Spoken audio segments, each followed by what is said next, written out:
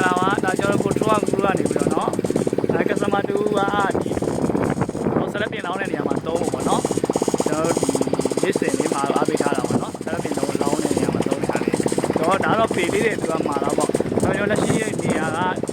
ပေ20ပဲကျွန်တော်စမ်းပြတာဖြစ်ပါတယ်ပေလေးကျွန်တော်စက်ဖို့နေရာမရှိလို့ပေါ့เนาะ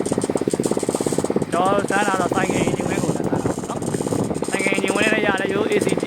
မော်တာဝင်းနဲ့ရတယ်ပေါ့เนาะဒီမင်းတော့မျိုးမှာသုံးလဲလို့ရတယ်ပေါ့နော်ဒါတော့ကျွန်တော်လက်ရှိကပေ40 order မှာထားတဲ့ body ကိုပေးဖို့စမ်းသပ်ပေးရဖြစ်ပါတယ်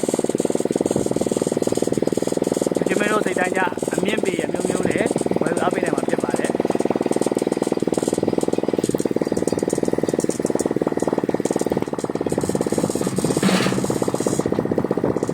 ဂျိုင်း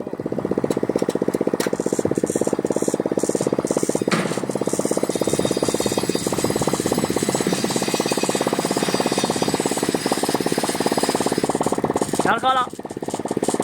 ဒီမင်းတို့ construction လုပ်ငန်းရှင်တွေလိုအပ်ရင်ကျွန်တော်တို့ကိုထောက်မှုမှာ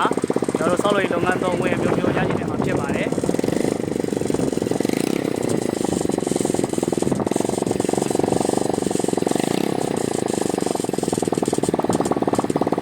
ဒါတော့ကျွန်တော်တို့ဒီမြန်မာမှုဆရာတယောက်ကအော်ရာမာခဖြစ်ပါတယ်ပေါ့နော်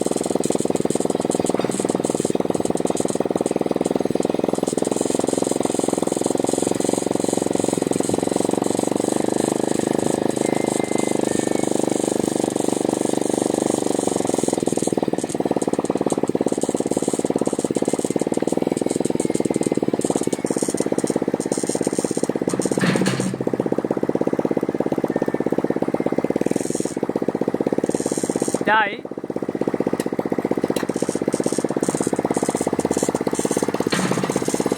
ဒီမင်းတို့ဒီ construction လုပ်ငန်းနဲ့ပတ်သက်တဲ့ကျွန်တော်ဒီဝင်မျိုးလိုအပ်ရင်ကျွန်တော်ကိုထောက်မှုမှာတစ်ခေရင်းနှီးဆို